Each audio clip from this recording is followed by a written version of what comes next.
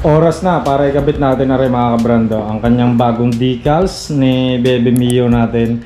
Dahil nga digat sabi ko noon ay parang hindi ako nababagayan sa kanyang decals na rin. Ngayon nga kakabit na natin na rin mga kabrando.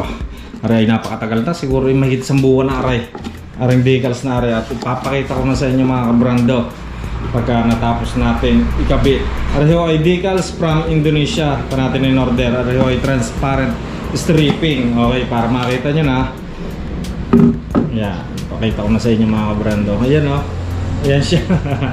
Ang liit lang, transparent stripping. Pero I'm sure babagay rin mga kabrando. Lalong aangas at lalong popogi si Bebe Mio natin. Siya ay hindi machine cut, kaya ginupit pa natin ang gunting. Pero meron naman siyang guhit para susundan pagka ginupit. Ayun. So yan, kabitan time na mga kabrando. Let's go!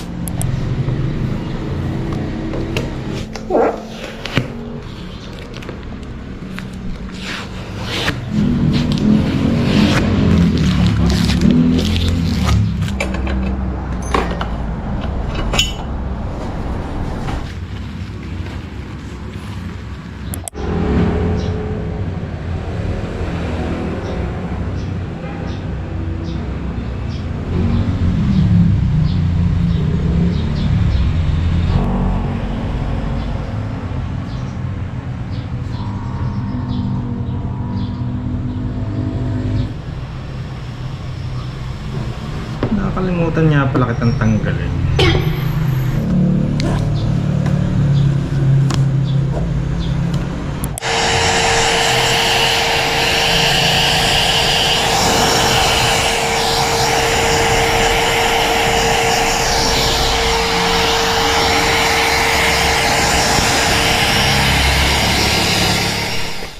Mantap.